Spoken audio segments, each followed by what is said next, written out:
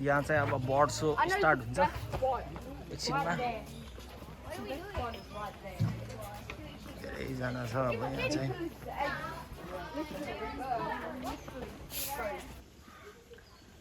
Pheasant cuckoo. So long tail, if you're a bird and you have a long tail, guaranteed you're really agile. Or you're native to an area that's quite thick, so you need to be able to manoeuvre through vegetation. Come on, little dude. Come on, you. Come on, cheeky. Come on. You are cheeky, I know. I know. I hand-reared you, I know. All right. Come over here. That's it. I'm going to show everyone how handsome you are, and then I'll let you go home. This one. This one. You're a crap up. All right. But we're just about to head into breeding season, and he's gonna molt. So his head and chest will go black. But he's definitely preferring that undergrowth right now, and we'll allow him to cruise on home. There we go. Home on cue. Home when mum says, not him. That's the trick. So yeah, being a ground dwelling. Hello, you. Yes, we do have an emu. And they are the tallest bird in Australia. Well, some places they are. They get up to 2 metres tall. Yet we're close to the equator, so everything up here is just a bit smaller. And there's a theory there. A smaller body is a cooler body, and yes, that's very true. But still a bird, just to prove it. He does have little wings. But not being able to fly doesn't bother him. He can run up to about 50 k's an hour. That's cool. So not bothered by the lack of flight. And he's got a good kick on him as well, so he protects himself very, very easily. But what happens is a male will kick a few sticks and leaves out of the way, and that's his version of a nest. We don't even call it a nest, we call it a scrape, because that's exactly what it is. And somehow or other, the female finds that attractive. She will come and lay up to 15 eggs in that scrape. He might even have multiple females, so he could have a lot of eggs. And guess what? It's Dad that does the rest of the work. He is incubating those eggs and rearing the young. I see some dedicated dads here today. Woo-hoo. And that's very much... Right, that cockatoo won't want your egg.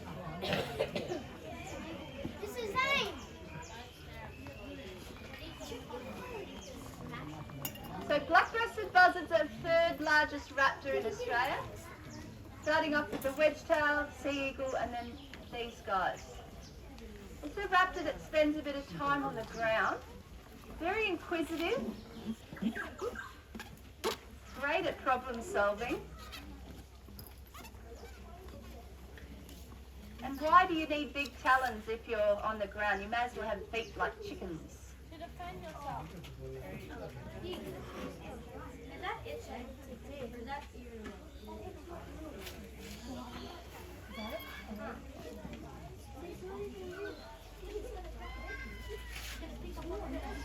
Now, if they're lucky enough to come across an egg in the wild,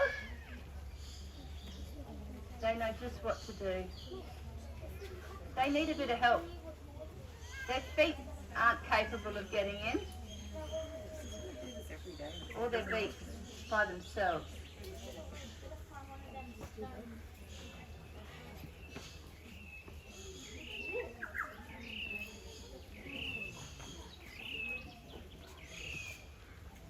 To be mindful to show your tools for you. So trying to use her beak.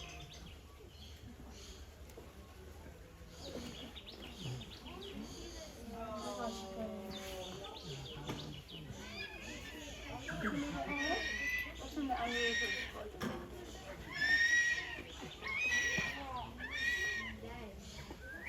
So this is a young black-breasted buzzard, still exploring her options for getting into eggs. There we go.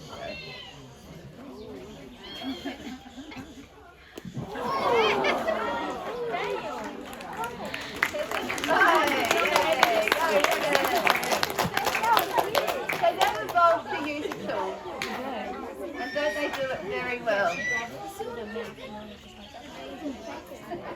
Now the way to identify black-breasted buzzards are by those white patches in their wings there. That's a real giveaway, okay? Yeah. Yep. Speakers are a little funny down this end, but hopefully you can lip read me. No, I'll speak up for you down this end. Welcome, my name's Jess, and we're going to be free-flying some birds this morning. So it's pretty cool. I get to introduce you to our birds, and they are representatives of what you can find throughout our top end. Hello, come on in. Now, there's a few things to keep in mind during the show. We're going to have birds flying, it's quite immersive, so amongst you a little. So it's really important that you stay seated and with your hands down. If that doesn't happen, it just really sets our birds back, their confidence, and we'll just have to, stop it there. But if you could stay seated, hands down, wonderful, and also behind this red line. And if anyone does need to go for a walk, that's no problem at all. You can head off down this way here. That's the wiggle zone. And keep this way clear. All right, all good with that? Yeah. Yay, all right, let's have some fun. Right, we're going to be looking at our top end. And our top end starts at our coastline. It goes down roughly to that Catherine region. So when we hit that zone, we're knowing that, the top end is now starting to finish and we're moving beyond that area into different habitats. But within our top end, it is so wonderful, isn't it? We have 3 main habitats, all of which you can find right here on our park. And that's pretty cool because that's unique to have them all occurring in really close proximity, and you can enjoy them while you're here today. So we've got woodlands, we've got monsoon forests, and our iconic wetlands. Now our birds, keep your eye out through our treetops because they're getting around everywhere. We're so lucky in our top end. We've got all sorts, and these guys in particular are red-collared lorikeets. They feed on fruit and nectar. And can you believe it? They camouflage really well. Their wings and tails are like leaves, and the rest of them looks like the flower that they're feeding on. Loving that nectar, brush-like tongue, a lot of surface area so they can absorb a lot of nectar. But as they're feeding, they're getting pollen all over their feathers, making a big old mess. But I think it's probably the best kind of mess in the world because when they go to the next flower, it's getting transferred, and that's how seeds can be produced. So it's all about plant reproduction, which is pretty cool because that's what makes our habitats sustainable. Who would have thought these noisy little cheeky birds were doing such an amazing job? And they are quite cheeky. They're human-like in a lot of ways. They're social, they get around in a big flock, so a big group. And because they are needing to sort of figure out who's boss and who isn't, they've got a really good vocabulary. They're going, I'm the boss, no, you are, that's my flower. So a lot of bickering. So very, very, very cute. And that's probably why we like them, because we can relate. Now these lorikeets, they're busy talking and figuring out who's boss, feeding. So they need to save energy in some area of their life because that's a busy day. And it happens when it comes to nesting. So they don't collect lots of material like other birds and build this beautiful nest. They are using hollows. It's a good idea, isn't it? So these hollows, they're used for about 80% of parrots all over the world. So as you can imagine, very popular. So whether they're tiny little hollows like this one here, home to maybe some insects, or a little skink lizard might want to run down in there, or a frog, all the way up to that medium to large size you see down the back there. Whatever the case may be, there's something probably already living in them. And if you're looking around park, keep your eye out in the eucalyptus trees. just like this hollow, because they stand out really nicely. So eucalypts are found in the woodland habitat, and so are the barn owls. But they're only going to be able to fit inside a hollow that's potentially 80 to 100 years old. Now, normally awake at night, what do we call animals that do that? Yeah, cool. But guess what? The opportunity to feed has popped up right now, and quite happy to be awake. So, what they are rodent specialists. Exciting, hey?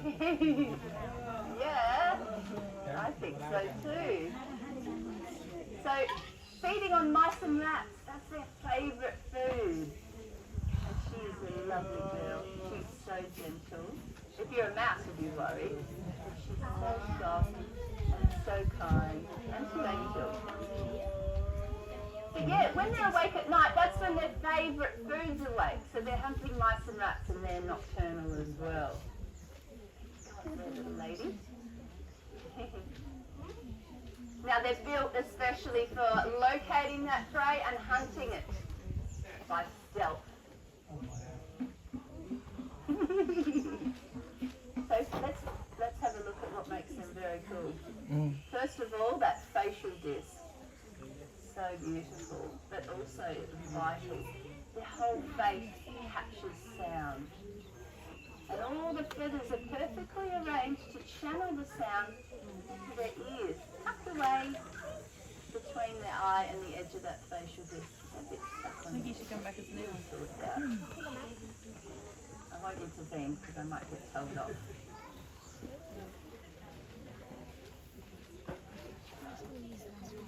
That looks a little better. If I try and help, she'll think I'm stealing. So, channeling sound into those ears. Now, able to hear a little mouse running around in the leaves, making some crunching noises from over 100 metres away.